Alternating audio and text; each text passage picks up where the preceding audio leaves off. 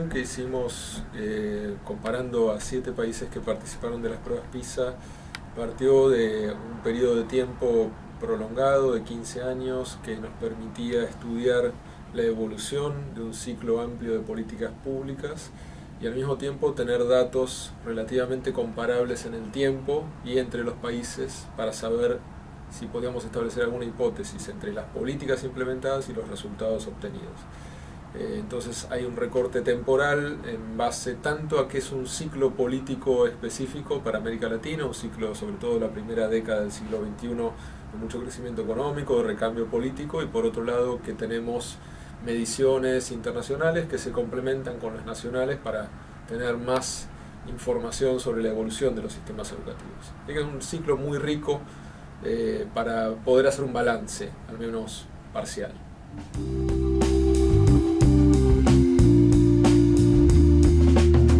Las pruebas PISA tienen una doble importancia para los que realizamos investigación educativa. Por un lado, nos permiten una cierta comparación de aprendizajes de los alumnos centrados en un modelo de competencias que permite, en cierto sentido, salir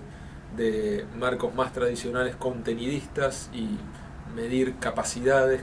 de aplicación de saberes que tienen o adquieren los alumnos. Y por otro lado, un aspecto muy rico de las pruebas PISA es que tienen cuestionarios complementarios a las evaluaciones que permiten obtener datos sobre dimensiones poco conocidas de los sistemas educativos, al menos de forma estrictamente comparada, como por ejemplo la opinión de los alumnos, docentes y directivos sobre distintos aspectos de la enseñanza y del aprendizaje, condiciones de las escuelas, condiciones de la oferta educativa, la homogeneidad interna de los sistemas educativos. Con lo cual, para nuestro estudio fue muy relevante no solamente tener datos de aprendizaje, sino datos comparados de la estructura y de las dimensiones de los sistemas educativos en la región. Siempre, eso también hay que decirlo, con muchas limitaciones y con ciertos sesgos, ¿no? La prueba PISA, como toda prueba, es un recorte de la realidad, no tenemos que tomarlo como un dato absoluto, y eso lo hicimos sistemáticamente comparando con otras evaluaciones, con otros indicadores, tratando de pintar un panorama mucho más complejo de cada país, y por otro lado también advirtiendo ciertos sesgos e incluso problemas metodológicos que también la prueba PISA no está exento.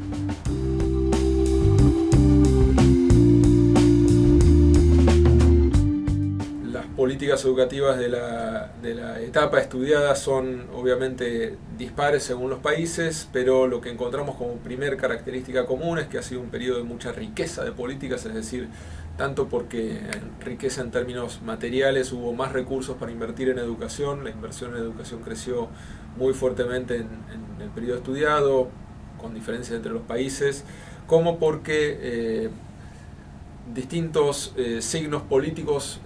llevaron adelante agendas de política educativa a veces comunes y a veces distintas, menos previsibles, menos homogéneas y por lo tanto más ricas, más variadas, más intensas también, y un periodo donde uno puede sacar muchas lecciones a partir de la comparación, justamente porque la heterogeneidad de las agendas de política y la intensidad de las agendas nos permite mapear, comparar e incluso hasta intentar hacer algunas hipótesis del efecto de esas políticas. El estudio no nos permite decir explicativamente qué ha funcionado y qué no. Sí nos hemos permitido, a partir de la metodología que tiene sus limitaciones por ser muy macrosociológica o macropolítica, nos permitimos hacer hipótesis acerca de los resultados. En esas hipótesis encontramos, por ejemplo, que los países que han tenido políticas de mayor focalización de los aprendizajes, por ejemplo, a través de 2 herramientas centrales que son la distribución masiva de libros de texto y de herramientas para la planificación didáctica de los docentes, y las políticas que han puesto en el centro la evaluación de los aprendizajes censales para todas las escuelas, en algunos casos con consecuencias y en otros casos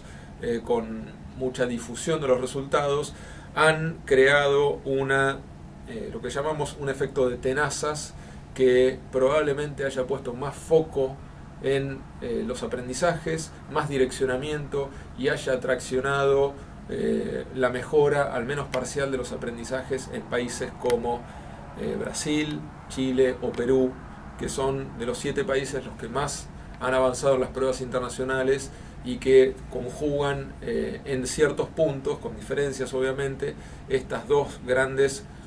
intervenciones de política educativa que intentan regular lo que ocurre en las aulas.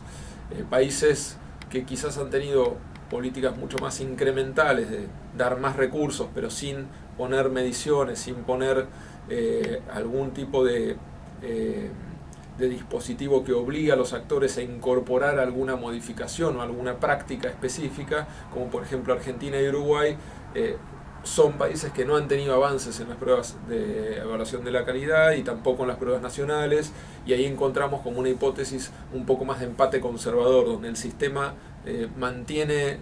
su statu quo, recibe más recursos cuando hay crecimiento económico, pero no aplica nuevas políticas y por lo tanto sería difícil pensar que hay mejoras en los aprendizajes si no hay alguna hipótesis de cambio. No es el objetivo del informe hacer recomendaciones para los países, porque eso interfiere con la cultura política de cada país, con el contexto de cada país. El informe tiene un objetivo anterior. Primero es el mapa de políticas. En segundo lugar es tratar de medir con mucha sensatez y rigurosidad científica los resultados de aprendizaje y tomar lecciones que puedan servir para discusiones locales. Entonces, más que hacer recomendaciones para Uruguay en particular, creo que hay algunas lecciones aprendidas que son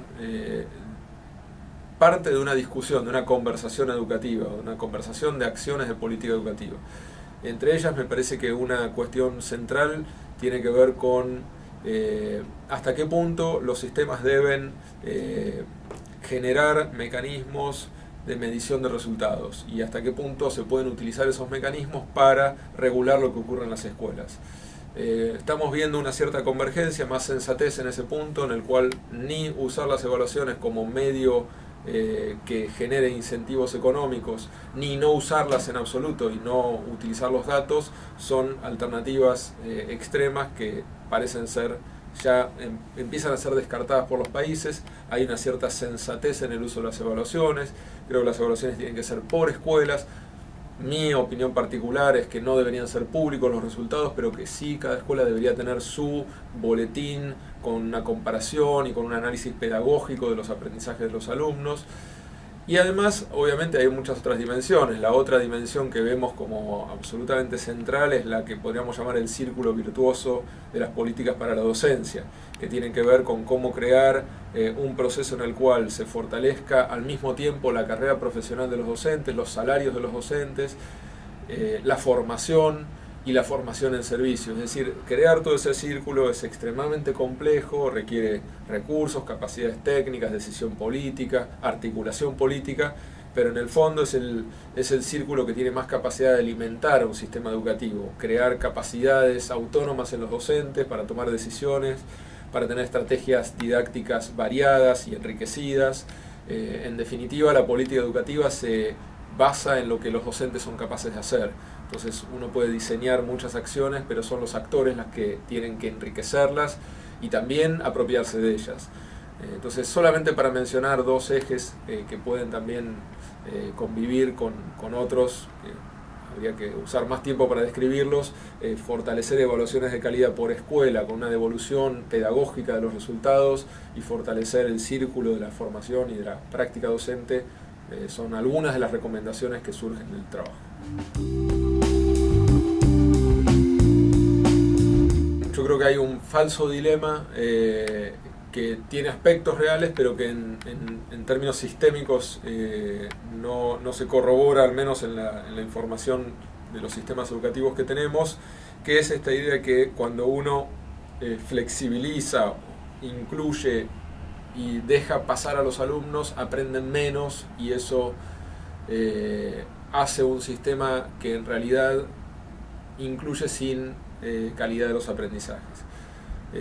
Lo que hemos visto al comprobar los datos que tenemos de todos los sistemas educativos analizados, que son 7 países, es que efectivamente, sobre todo en el nivel primario, se ha flexibilizado la trayectoria de los alumnos, es decir, repiten menos, por lo tanto, uno podría decir el pasaje es más fácil, entre comillas. Ahora, la otra hipótesis que vendría de la mano de esa idea de facilismo debería ser que disminuyen los aprendizajes y sin embargo a nivel sistémico, como nos muestran las pruebas de la UNESCO, las pruebas TERCE comparadas con las anteriores del año 2006, de 2013 a 2006, los aprendizajes de nivel primario en América Latina han mejorado en casi todos los países, no en todos, y eso muestra que se puede lograr al mismo tiempo hacer más flexible la trayectoria de los alumnos, que pasen de grado más alumnos aprendiendo más, es decir, no son dos objetivos contradictorios. Obviamente que eso requiere capacidades de los docentes, construir un proyecto institucional, un proyecto de acompañamiento de los alumnos, y no es una fórmula, hay que hacerlo en un trabajo prolongado y con muchas capacidades. Para el nivel secundario vemos también que esa hipótesis en los países que podemos analizar no se cumple, pero el escenario es mucho más complejo y claramente encontramos que la escuela secundaria como institución, como modelo organizativo,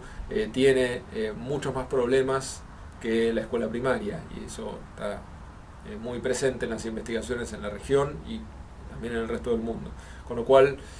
sí me parece importante salir de esta hipótesis, que además es bastante simple, de que la inclusión va en contra de la calidad, pero al mismo tiempo para elaborar la síntesis de un círculo virtuoso hay que pensar en profundidad las políticas y no hay ninguna solución fácil en educación ni corta en el tiempo.